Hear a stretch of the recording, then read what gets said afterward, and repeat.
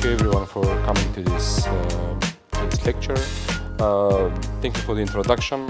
It was an exciting introduction for a rather boring topic, but actually no one is doing it right. So I think as a topic, it's worth discussing so we can see how we can resolve problems within our systems.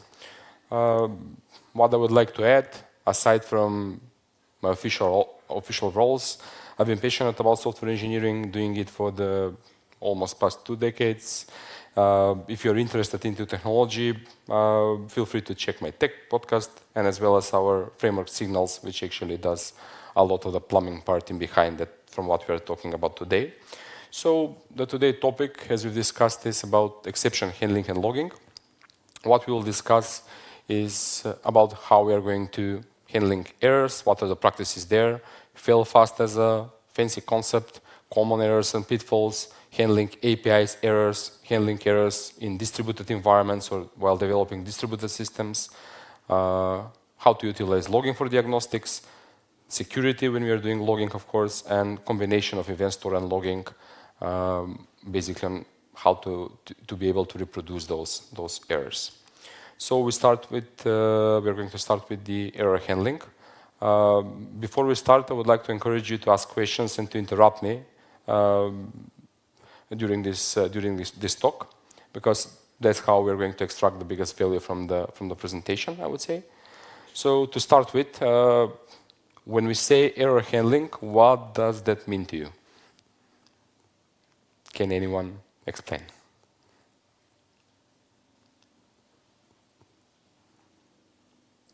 Anyone? Okay. I'll try to provide the simplest Wikipedia definition. Basically, error handling is the plan for what happens when shit hits the fan. So we have problems in the systems that you are developing, and when designing systems, we are designing them for a business purpose. We are not designing them for ourselves or for us as the final users of it. So we have 2 groups in a sense. We have the users of the system. So a user of the system can be that auntie who is using the healthcare solution, typing with 2 fingers, and when she stumbles upon an error, she is afraid and she'll ask her manager on what to do. Or on the other hand, we have the angry API developer who tries to integrate with our API. On the other hand, we have the other involved parties. Usually that's us providing the service, which means it can be the product owner, it can be the developer who is waiting a call for an exception when it happens or something not working. It can be the DevOps team, the support teams who generally try to guide their customers to restart their PC once again and try again, and the list go on. So basically in this whole process, when the error handling of the system is not well designed, as I've mentioned in the first slide, anxiety happens. Why? Because there are a lot of uncertainties. So as an end user, when you use a certain system and you receive an error which doesn't mean anything to you, eventually you don't feel well. The developer, on the other hand, who is on the call to fix such errors, and if working in such environment, basically they won't feel good as well. So error handling and logging, in a way, is the approach on how we can resolve that anxiety and not feeling well within the teams. So let's say the proper architecture and solution to this problem can act as a psychologist in a way. So let's start. We need to treat error handling as designing a system by itself. So what does this system needs to tell us? So first we define the boundaries. Every system must has its own boundaries. So when I say boundaries, I mean this. So let's say we are designing a system for doing orders. So it is a black box. As an input, we'll receive some sort of a request. Let's say a new pizza order, and the output will be some kind of information. So when designing a system from error handling perspective, we need to make sure we understand what is coming in as an input and what is going out as an output. And we need to standardize that. So when I say standardize, this means that we need to define who needs to know what, when, and what is the trigger. Or in other words, if we have this example, let's say we are getting a prescription for an allergy medication. So we go to the store, we try to pick up that medication, and eventually the person working there on the counter, they say, hey, there is this basically medication is not available because the system is throwing some sort of an error. So in case for the person working on the counter, we need to tell them the exact information. So instead of showing a generic error, basically we are telling them that, hey, we are having an issue that we don't have that item on inventory. So if a developer is trying to integrate with our API, this means that they need to receive a proper error message as well. So if it is a system error or an inventory problem, we need to send the right message. So this means that we need a proper structure. On the other hand, if that error is happening on a regular basis, what we can do is forward that to the product owner. So maybe we can develop a new feature. So if we are encountering this error medication not available for many times, maybe it will be a good feature that we can develop. So before we hit 0 on certain items, we can send an email to the responsible person so they can do the order upfront instead of waiting to get out of stock. If there is a null pointer exception happening, this means that instead of waiting for the customer to call that something is not working, the developers can get a notification so they can proactively fix the problem. And same applies if there is an issue with the system, etc. So to be able to achieve this, once we defined the boundaries, once we have defined the boundaries, to be able to achieve this, we need to get rid of most of the try-catch code that we are using through the system. Why? So we can standardize that. So this is where the centralized exception handling as a mechanism comes into. So the purpose of this centralized error handling is to handle all of the issues that are arised in the system and accordingly pack them in the right format and notify the right people. Yeah? This can be achieved by applying various patterns. Some are offered by the existing frameworks which you already might be using, but in general, it's always good to implement on your own so you can have a better granularity and control. So you can use like global exception handler, decorator pattern, pipeline pattern, you name it, in order to achieve centralized exception handling through the application. So once we achieve that, we have removed already all of the try-catch code across our application. Next step will be to discover what are the places where actually we have contextual error handling, or basically these are the places where we actually purposely put try-catch code in order to handle certain situations, and we can apply some sort of patterns there as well. So the patterns are basically 2, retry and fallback pattern. Retry pattern, what it does is when you have an error, try again.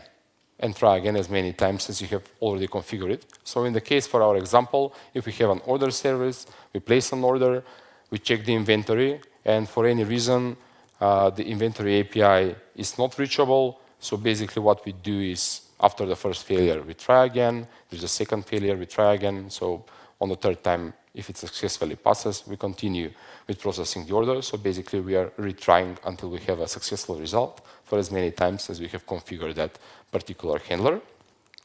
And the second one is the fallback. So if we have the same situation, let's say we are placing an order on AliExpress. AliExpress try to check the inventory, so one of their API is failing for some reason. So they're going to call the second API, which is like a fallback inventory service, in order to see if that particular item that you're requesting is available. If so, the process continue.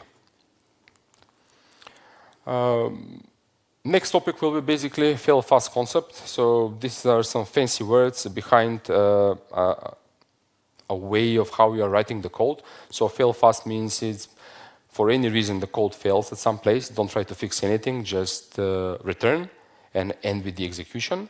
But technically, what else it means is the following. You should try to reduce the branching of the logic as much as possible. So instead of nesting different ifs and cases, etc., the idea is to try to remove that and to try to introduce some pre and post conditions, assertions, to try to add some input validation in order to improve the clarity and reduce the ambiguity of the code.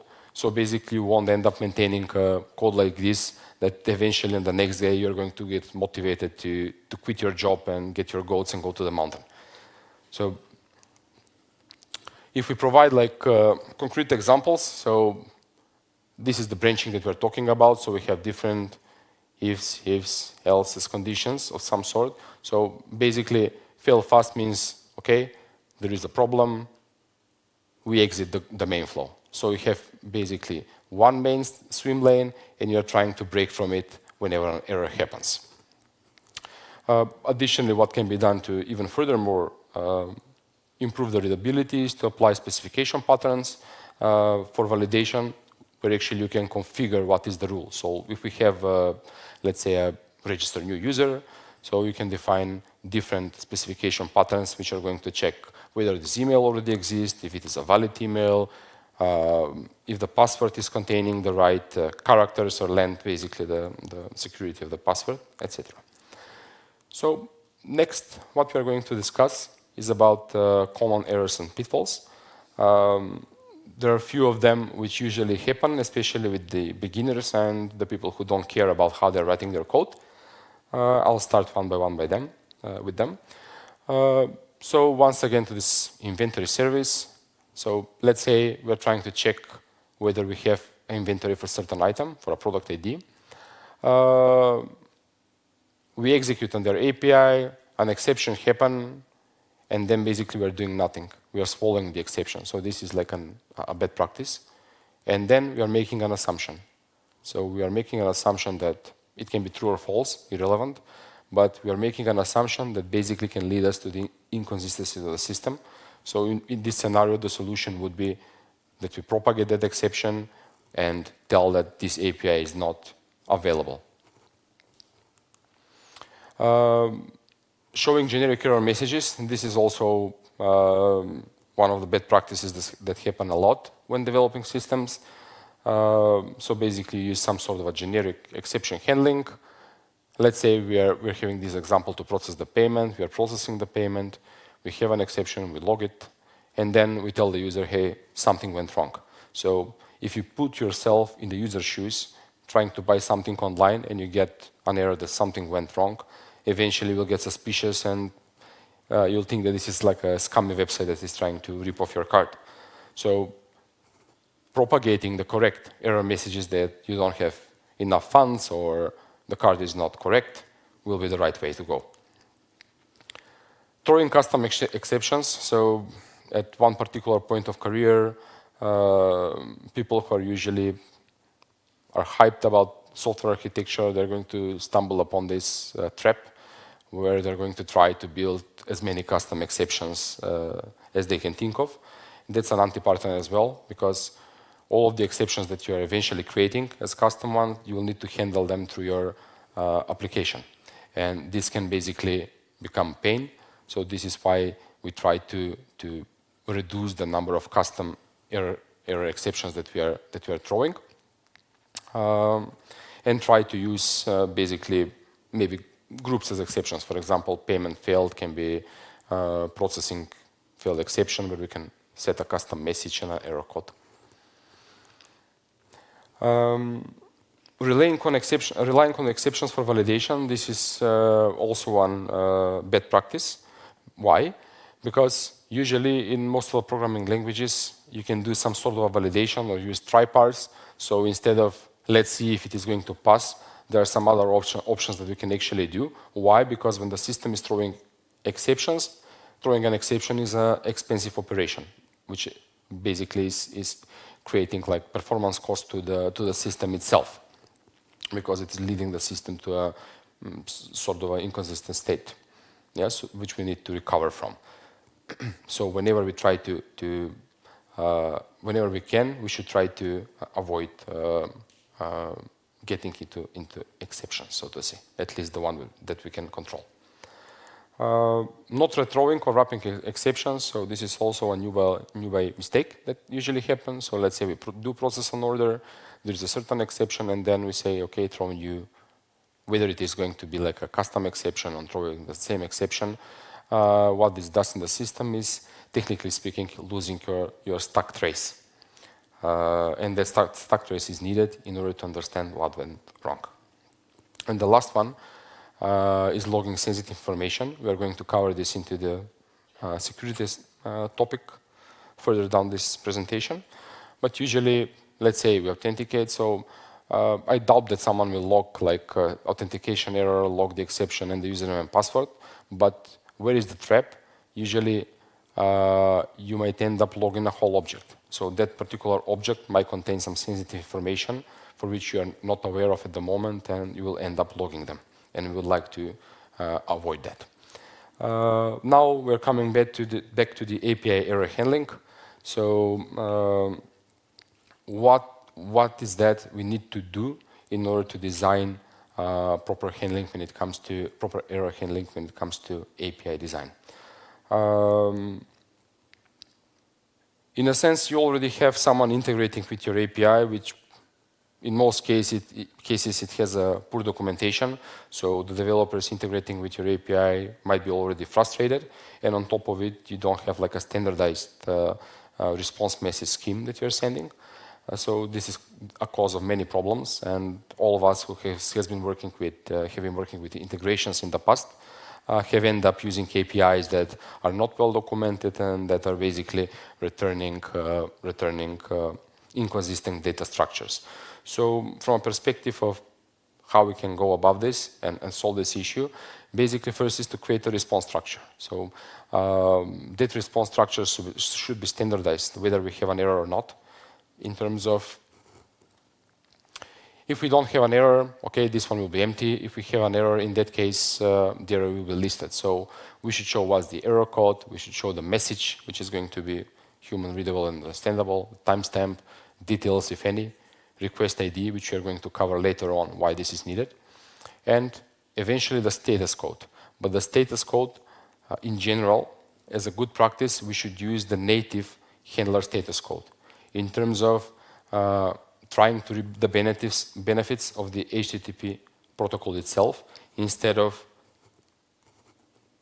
ending up in a situation where we actually specify one error code here and the HTTP status code is something else, which lead me to the next point that I have experienced like maybe a year ago, is so sending a request and basically you're getting a response that everything is okay, but having an error details inside.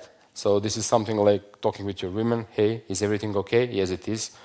But inside, you have an error, you did some wrongdoings. Distributed systems. So we mentioned previously about the request ID. So this is where we are going to see where this can be used, the request ID can be used. So distributed systems nowadays are becoming more used, especially when it comes to microservices, but the same can be applied when using modular architectures or monolith to communicate with between different models within the system. So the concept of a distributed system is that a process can start in one place and finish in a different place, which is basically a different context. The request ID that we've seen before, in a distributed system context, it's called correlation ID. So why the correlation ID is needed when it comes to error handling? Because if, let's say we have a system which contains several services. So one is the order service, inventory service, payment service. Yeah? So we do an order. This is one service, which can be outside of our boundaries, some sort of a microservice.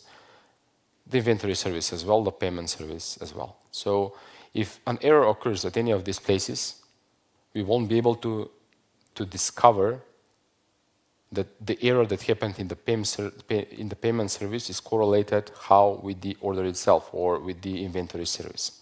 So the correlation ID, we use that in order to make a connection between all of the information and the logs that were created for that order in particular, because the order object eventually will going to pass between the inventory service, maybe through the payment service. So basically we need to track that correlation ID. So starting from the beginning of the request up to the end of the request, we need that correlation ID. So when we are doing the logging, we can connect all of the logs requested to that particular request. When it comes to error handling, there aren't too many options that can be done, so compensation is maybe the one and only way that we can approach in order to revert when an error happens. So just like in this scenario, we're doing an order, the inventory is there, we try to make a payment, so the payment fails. So basically what we need to do is to unreserve or make this item available again. So basically this is the compensation logic that will happen in behind. But you always have to remember that even the compensation logic can fail. So we need to generate as many logs as possible, which are correlated, so group by correlation ID. So later on we can track that something is not working, and then maybe it should be cleaned out manually by the support team. So irrelevant if you're calling the APIs directly or if you're using a message bus to communicate between the systems. So in general, if you are using a service bus, if you're using dead letter queue, so all of the messages which weren't processed by any means, they're going to be put into this dead error queue. So we process that dead letter queue and do the compensation logic and get everyone informed. So the correlation ID that I've discussed about, so this is it. So these are logs from different systems.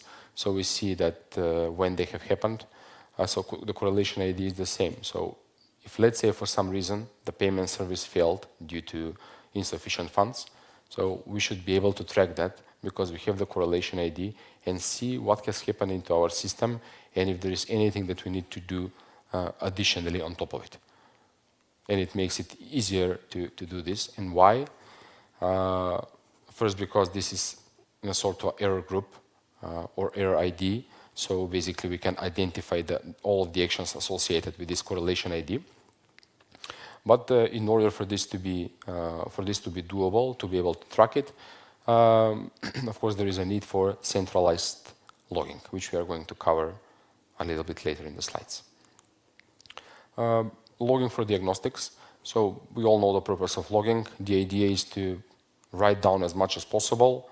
So later on, when we come back, we can see and understand what has happened. So for that purpose, I encourage you all to more or less don't be afraid to log and to log as much as possible information, because later on you are going to use that information to fix problems and bugs within the system.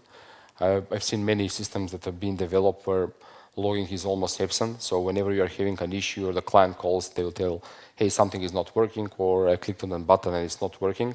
Basically, it leaves you with your hand empty and you're not able to start and to try to reproduce that error. Basically, you'll need additional information, so screen recordings, in order to understand what went wrong, instead of using your log files in order to understand what has gone wrong and try to fix that issue. So from a perspective of logging, we have several types of logs. The application log is the one that we usually use when it comes to software development, where we log everything which is related to that application. So all of the processes executed, all of the exceptions, informations, etc. System logs are more for the infrastructure teams in terms of how the environments are performing, CPU, memory, network, etc. We have the security logs, who has been accessing the system, when, with what role, etc. And the audit log, which gives us like additional insight and details over what the user is doing within the system, what is changing, previous states, new states, etc.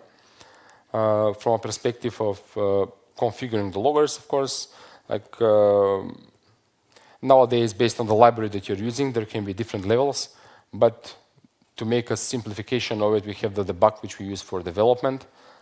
This is like a verbose mode of the system, so you get everything.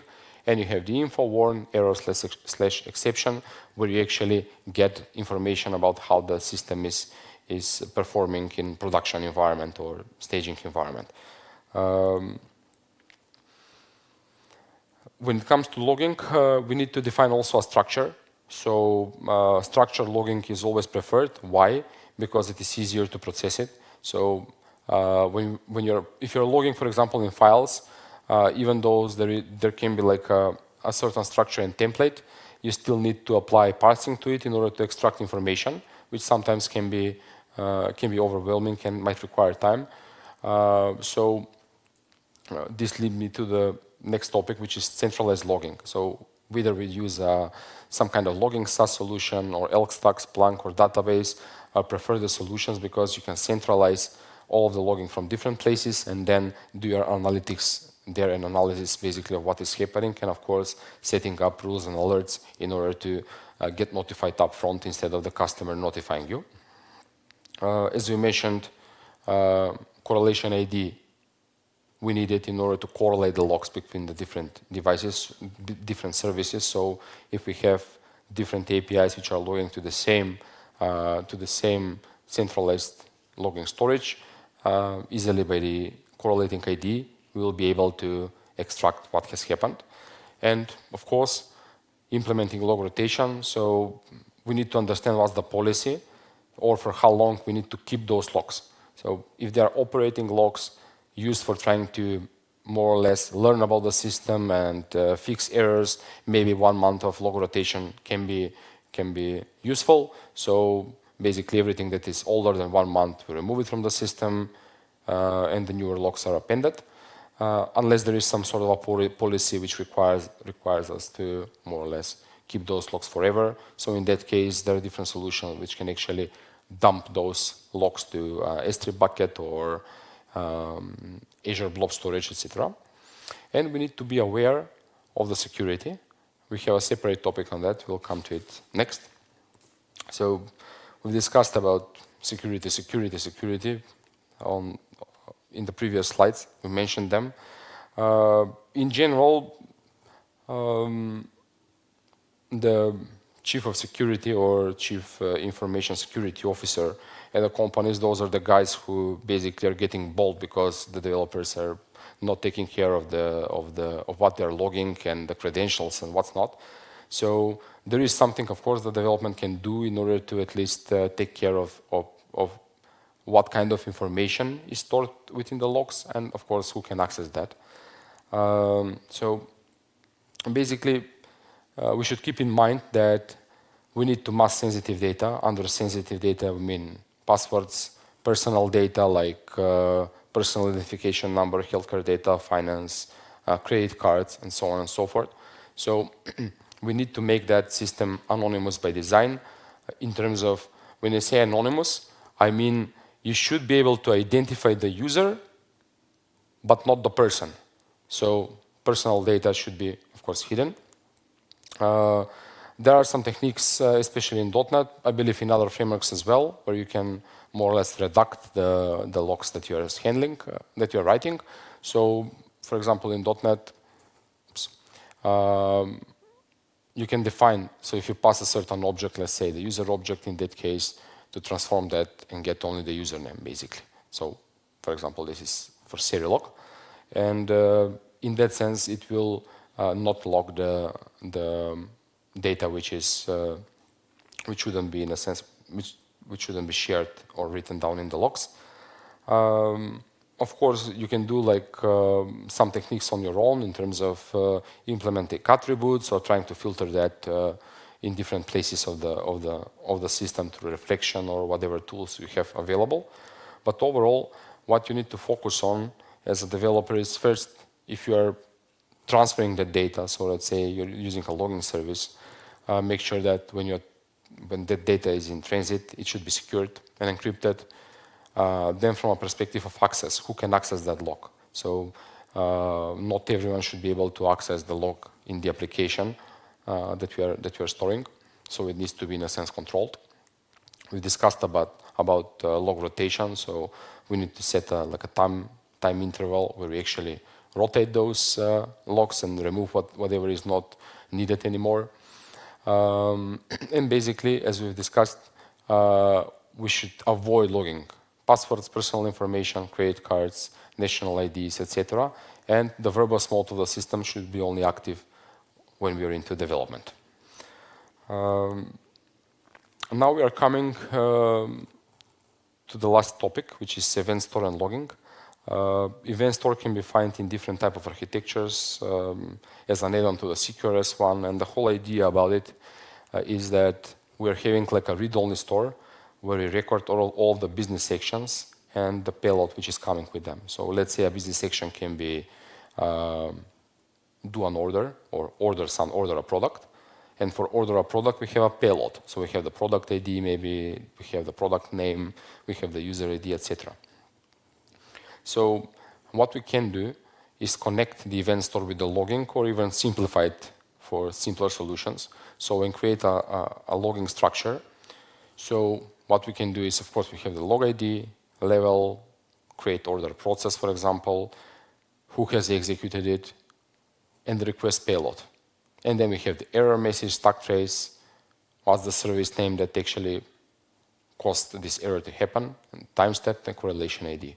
So once an error happens within the system, let's say we have a null pointer exception. So we have tested our system, maybe this is like a specific case. In order to be able to reproduce it, you will have the payload, and basically you can execute against your development environment with that payload and see where the issue actually is. Yeah. And this will, in a sense, help you to try to recreate those problems without bothering the customer to record additional screens, to record videos, or to try to explain you what went wrong.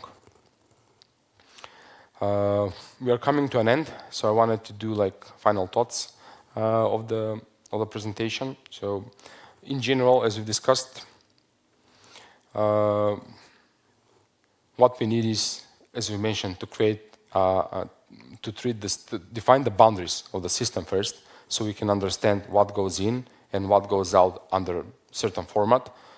When we have a request, we assign a correlation ID, and we use this correlation ID within all of the subsystems or external systems where this request is forwarded to. So when exception happen, we apply this centralized error and exception handling strategy in order to try to wrap those exceptions. I mean, to create this, to map them to a structure, so we can return them to the customer as an API, or maybe as an information to the end user, so we can assign the proper error codes, to assign the translation messages, maybe assign additional details, whether they're for the end user or for diagnostic within the system. Before we log it ourselves in the system, we are reducting the sensitive data, and once we do that, we can notify the responsible parties if we are having some sort of a critical error, or if it is about the user, we tell them, okay, this is the problem, that there is a payment failure, not enough funds. So we are transparent over what is happening, and we are telling them that someone is going to take care of it. This is where we come to end. So thank you guys for your time. Let's start with the questions. A round of applause, please, for Marjan.